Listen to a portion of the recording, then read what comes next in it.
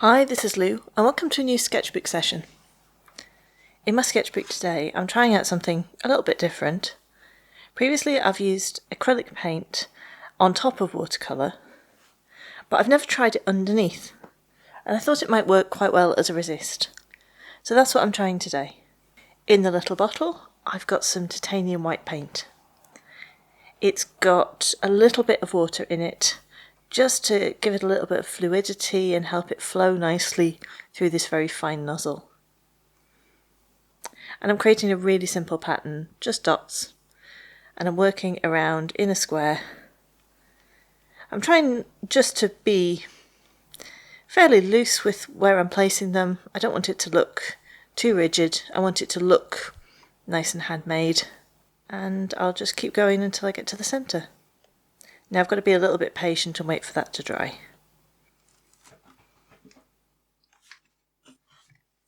Once it is dry, I can start mixing up some colours.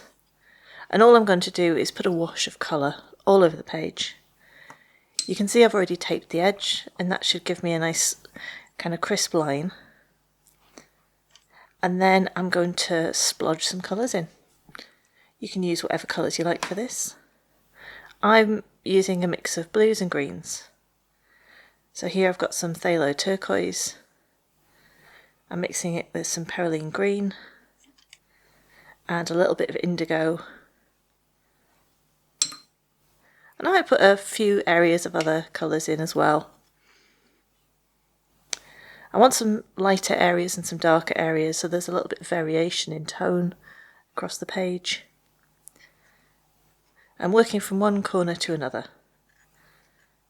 I'm trying to work fairly fast because even though it's cotton paper in my sketchbook, I know that if I prevaricate too long, the edges of the paint will start drying and I won't get those nice kind of smooth blends from one colour to another.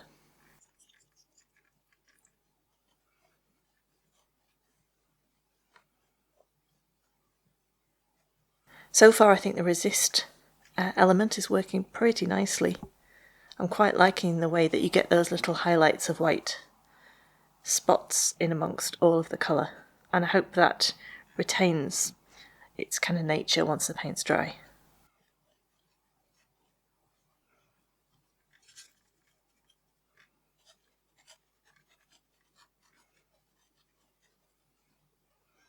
I'm just going to keep working across the page. I'm going into more greens here, more of the perylene green, and I'm using a little bit of green gold too.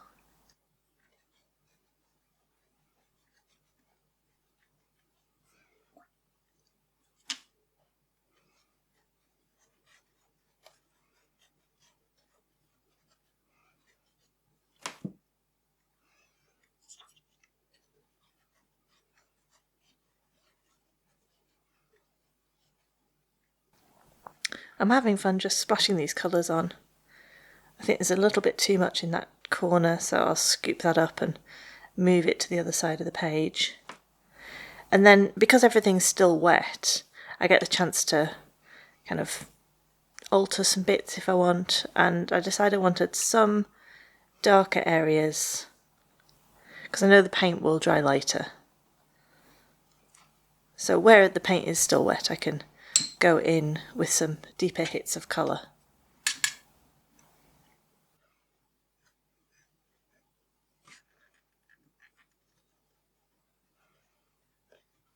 I'm pretty much going in with the same colours that I used underneath, but I'll change the tone in a few areas if I don't like it.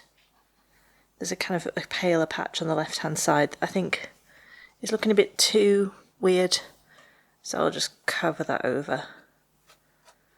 Spread the paint out and leave it to dry. So this is how it looks once it's dried. I do have that nice cloudy appearance.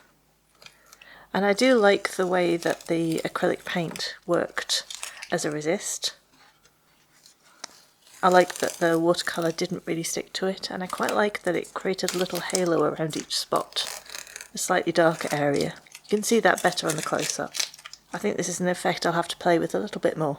So thanks very much for watching today, and I hope you enjoyed this. and I hope it's given you some ideas for your sketchbook. Take care. Bye bye.